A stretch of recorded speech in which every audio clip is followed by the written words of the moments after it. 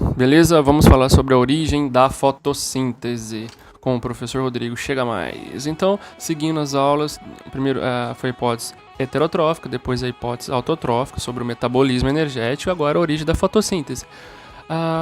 Fotossíntese então, fotoluz, síntese, sintetizar, fabricar, então, fotoluz, então sintetizar energia através da luz. Então, os seres vivos, eles transformam energia luminosa em energia química, que é o açúcar. Similar ao que as placas solares, aquelas placas solares que ficam sobre as casas, fazem. Elas transformam a energia do sol, energia luminosa, em energia elétrica. As plantas, os fitoplânctons e bactérias, ou muitas bactérias, transformam a energia luminosa do sol em energia química, que é a glicose, que é o açúcar, que é a energia química que nós utilizamos. Então, alguns exemplos aí. As plantas, para fazer a fotossíntese, as plantas utilizam o gás carbônico, a água e a luz. Fitoplânctons, que são microalgas, que têm clorofila, são microscópicos. Elas utilizam a água, utilizam a luz e o gás carbônico. E bactérias, que tem bactérias que elas não utilizam a água, elas utilizam o gás carbônico, gás sulfídrico e luz. Lembrando que nós estamos falando de fotossíntese, sintetizar energia através da luz, mas muitas bactérias utilizam não a água e sim o gás sulfídrico. Então, seguindo os slides, vou deixar o slide aí para vocês. Então, origem da fotossíntese. Lembrando que os primeiros organismos que fizeram fotossíntese, eles vieram das bactérias sulfurosas, das arqueobactérias. Lembrando que as arqueobactérias, elas utilizavam o sulfeto de ferro, o gás sulfídrico, H2S, vou deixar a fórmula aqui, e gerava como resíduo o disulfeto de ferro, energia e hidrogênio, gás hidrogênio. Então, a partir dessas arqueobactérias, que elas evoluíram, surgiu as ancestrais das cianobactérias de hoje, que utilizam a fotossíntese. Então, a partir das bactérias sulfurosas que utilizam gás sulfídrico, vamos ver a fórmula, vou deixar a fórmula aqui, mas eu tenho minha colinha também para não ficar perdido. Então, 6 moléculas na fórmula, o que elas utilizam para obter energia? 6 moléculas de dióxido de carbono, mais 12 moléculas, dióxido de carbono é o CO2, 12 moléculas de gás sulfídrico, através da luz. Com a luz, elas fazem a fotossíntese, gera uma glicose, que é o açúcar, energia química, gera 6 moléculas de enxofre, S2, 6 moléculas de água. Então, elas utilizam a luz, então é do gênero Chlorobium. Então, essas bactérias do gênero Chlorobium, elas fazem fotossíntese, mas não utilizam a água. Então, elas utilizam o gás sulfídrico, que é H2S. Como as arqueobactérias que nós vimos anteriormente, na hipótese autotrófica, que elas vivem nas fontes hidrotermais, que não tem luz, não tem oxigênio.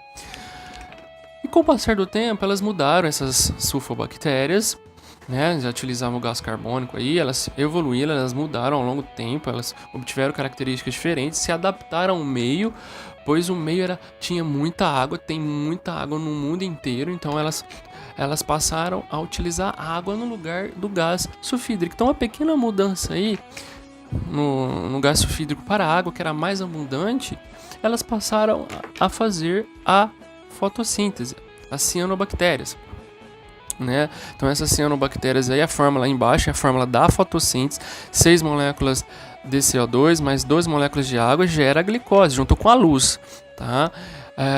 Gera uma molécula de glicose, que é a energia química, que ela é armazenada, é um combustível, gera também como resíduo o oxigênio. Anteriormente eram 6 moléculas de enxofre em cima, dá uma olhadinha aí, passaram a eliminar então o oxigênio e moléculas de água. Então não mudou muito, você vê que as fórmulas são bem parecidas, da fotossíntese aí, de baixo com a de cima, só trocou a água. Então, a partir do momento que ela passou a utilizar a água no lugar do gás sulfídrico, ela dominou a terra, essas cianobactérias aí embaixo, e passaram a jogar oxigênio na atmosfera, encheu a terra de oxigênio. O oxigênio, ele é um metal que ele degrada os animais, degrada o tecido, destrói o tecido, oxida, e matou um monte de seres vivos. Os seres vivos morreram. Aumentou a quantidade de oxigênio, e com isso também começou a surgir um pouco mais de 2 bilhões de anos atrás, viu? Começou a surgir a camada de ozônio, que é o O3, que nos protege contra os raios ultravioletas do Sol, a radiação solar.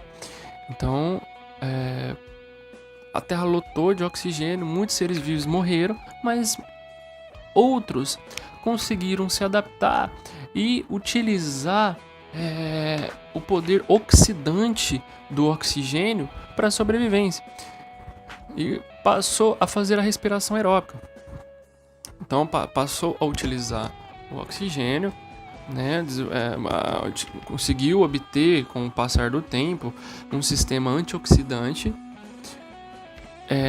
e passou a fazer a respiração. Então, a partir dessas cianobactérias que evoluíram, surgiu e morreu muitos seres vivos, e aqueles que se adaptaram conseguiu obter aí na evolução, conseguiu um sistema antioxidante. Então vemos a fórmula aí da respiração, o uso do alto poder de oxidação do oxigênio, uma molécula de glicose, mais 6 moléculas de oxigênio, que é no caso da respiração, gera como resíduo o gás carbônico e água, e gera energia pra gente sobreviver, quem faz a respiração.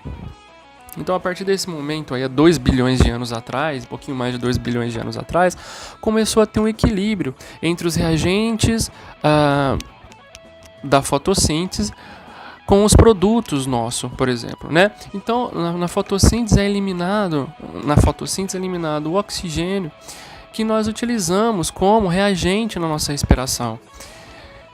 Observa, nós utilizamos o oxigênio, que é um produto gerado pela fotossíntese. E o produto que nós eliminamos, que é o CO2, é utilizado como reagente na fotossíntese. Então, começou a haver um equilíbrio entre a fotossíntese e a respiração há 2 bilhões de anos atrás e não parou até hoje. Tá? Então, a partir da origem da fotossíntese, depois que surgiu os indivíduos fotossintetizantes, surgiu os indivíduos que respiram, que obtiveram um sistema antioxidante e passou a ter um equilíbrio entre a respiração e a fotossíntese. E, como eu havia falado, apareceu a camada de ozônio, que nos protege, que protege os seres vivos de hoje, né, que respira, e outros seres vivos também, que fazem fotossíntese, contra a radiação, que ela é destrutiva. Ok? Bem rápido.